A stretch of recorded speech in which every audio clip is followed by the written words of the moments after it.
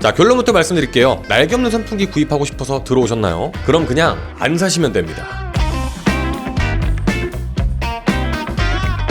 네, 반갑습니다. 심플입니다. 오늘은 저번이랑 다르게 바로 선풍기를 가지고 왔습니다. 그냥 선풍기냐고요? 아니죠. 바로 날개 없는 선풍기입니다. 제가 작년에 요 녀석들을 구입해서 벌써 사용해본 지 1년이 돼가고 있는데 작년에 왜 그랬는지 모르겠어요. 잠깐 홍대병이 걸려서 그런 건지 괜히 날개 없는 선풍기들을 좀 사보고 싶어서 이렇게 구입을 해서 사용하고 있습니다. 하나는 보랄 제품, 또 하나는 이노카드네 날개 없는 선풍기인데요. 혹시 저처럼 작년에 날개 없는 선풍기 구입하신 분들 있으신가요? 아니면 지금 당장 날개 없는 선풍기가 궁금해서 고민 중이신 분들 계신가요? 개인적으로 저는 사용을 하면서 후회까지는 아니지만 그렇다고 뭔가 메리트도 없는 것 같은, 가격은 조금 더 비싸면서 바람 세기는 약한 것 같고 근데 또 디자인은 특이하니까 또 괜찮은 것 같고, 어쨌든 그래서 오늘은 더위를 정말로 많이 타는 제가 에어컨도 없는 이 방에서 날개 없는 선풍기 진득하게 사용해보고 느낀 장점과 단점 솔직하게 말하는 시간을 가져보도록 하겠습니다. 올해 어떤 선풍기를 구입해야 될지 오늘 영상 끝까지 보시면 결정하실 수 있을 것 같아요. 자, 첫 번째 제가 사용해본 제품은 보랄 BRF200R이라는 슬림한 원통형 날개 없는 선풍기, 그리고 이노카드네 FNH3000 타워형 구조에 조금 더 크지만 깔끔한 느낌을 가지고 있는 이 두 가지 제품을 사용을 해봤습니다. 둘 다 화이트 톤의 깔끔한 디자인을 가지고 있고요. 개인적으로 인테리어용으로도 상당히 괜찮은 이쁜 디자인을 가지고 있다고 생각합니다. 일반적인 선풍기보다 공간 차지도 적었고 솔직히 디자인 쪽으로는 불만 없이 사용을 해왔던 것 같아요. 그럼 바로 단점부터 이야기해보도록 하겠습니다. 일단 이 날개 없는 선풍기 바람이 생각보다 안 세요. 물론 이게 날개가 돌아가면서 바로 나오는 바람이 아니기 때문에 바람 자체는 뭔가 부드럽다고 느껴지긴 하거든요. 근데 제가 실제로 켜볼게요.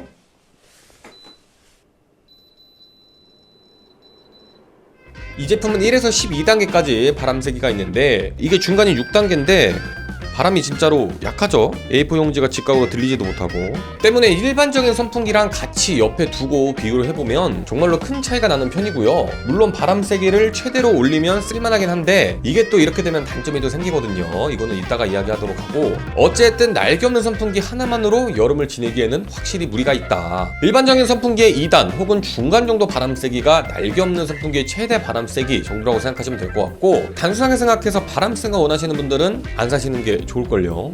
자, 두 번째, 소음이 은근히 큽니다. 제가 아까 말씀드렸잖아요. 최대 바람 세기를 사용하면 또 문제가 생긴다고. 이게 팬이 돌면서 나오는 소음보다는 이 선풍기 안에서 바람이 빠져나오면서 생기는 소음이기 때문에 저희가 생각하는 소음이랑은 조금 다릅니다. 약간 울림이 있는 소음이랄까요.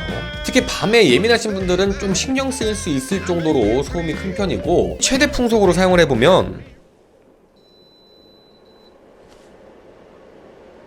들리실지 모르겠는데 일반적인 선풍기 소음보다는 뭐랄까요, 약간 제습기나 에어컨 소음 같다고 해야 되나? 때문에 확실히 소음에 민감하신 분들은 세게 틀고 사용하시기가 어려울 텐데, 그렇게 되면 아까 말씀드렸다시피 바람 세기가 너무 약하다는 거. 세 번째, 가격 대비 아쉬운 성능. 두 제품 다 10만원 안팎의 가격을 가지고 있는데 일반 선풍기와 비교를 해봤을 때 딱히 메리트가 있는 게 없습니다. 기능은 대부분 똑같고요. 오히려 일반적인 선풍기는 요즘 좌우는 물론 위아래로 이렇게 각도 조절이 가능하고 또 무선 사용도 되는데 이 제품들은 당연히 무선 사용이 안 되죠. 뭔가 가격은 비싼데 성능은 조금 떨어지는 느낌, 괜히 기분 나쁘네요. 예뻐서 샀는데 보면 볼수록 메리트가 없는 것 같아. 다만 장점도 있습니다. 일단 에어컨 같은 타워형, 즉 일반적인 선풍기와 완전히 다른 디자인을 가지고 있기에 기존 선풍기 디자인이 질리시는 분들에게는 정말로 새로운 선택이 될 수 있을 것 같고요. 또 이렇게 보시면 제품 자체 부피가 크지 않기 때문에 좁은 공간에서 사용하기에는 훨씬 메리트가 있습니다. 또 회전을 할 때도 메리트가 확실히 있습니다.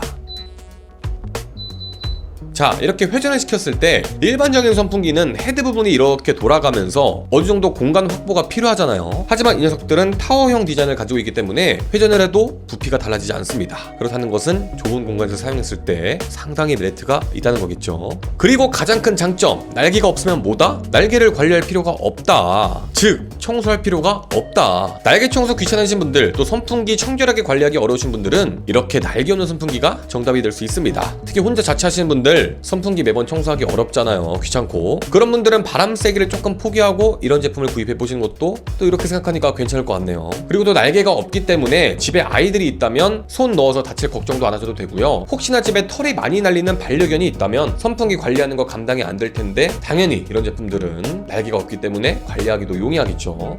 자, 그럼 날개 있는 선풍기와 직관적으로 비교를 한번 해볼게요. 먼저 풍량, 일반적인 선풍기가 훨씬 강하고 넓게 퍼집니다. 다만 날개 없는 선풍기는 훨씬 훨씬 부드러운 바람을 보여주는데 솔직히 처음에는 신기했는데 더우면 그런 거 필요 없습니다. 무조건 센 게 최고인 것 같긴 해요. 자, 두 번째, 회전 반경. 일반적인 선풍기는 회전 반경은 넓습니다. 다만 이렇게 부피 차지를 많이 하기 때문에 좁은 공간에서는 날개없는 선풍기가 메리트가 있고, 당연히 여유가 있다면 일반적인 선풍기가 더 메리트가 있겠죠. 다음은 소음. 요즘 일반적인 선풍기 진짜로 많이 조용해졌습니다. 물론 날개없는 선풍기들도 많이 조용해지긴 했는데 이게 일반적인 선풍기 소음이랑 달라서 확실히 호불호가 갈리는 소음이기 때문에 민감하신 분들은 선택하시기 어려울 것 같고요. 마지막으로 가성비. 날개없는 선풍기 가격도 더 싸고 성능도 조금 더 좋습니다. 개인적으로 아직까지는 날개없는 선풍기 가성비는 조금 떨어지는 것 같네요. 자, 마지막으로 총정리해볼게요. 이런 분들에게만 추천드립니다. 집에 아이나 반려동물이 있다, 뭐 관리나 안전을 위해서 날개없는 선풍기 충분히 메리트가 있다고 생각을 하고요. 바람이 너무 강한 게 부담스럽다, 또 인테리어나 공간 활용을 바람 세기보다 더 중요하게 본다, 이런 분들에게는 날개없는 선풍기 충분히 메리트가 있다고 생각을 하고요. 실제로 사용을 해보고 다시는 안 사고 싶은 이유로는 바람 세기 일단 정말로 기대 이하입니다. 그리고 바람 세기를 최대한 높이면 또 소음이 너무 커. 그래서 그런지 가격 대비 만족도가 낮더라고요. 야, 1년째 하니까 그냥 일반적인 선풍기 살걸, 이런 생각이 들긴 들더라고요.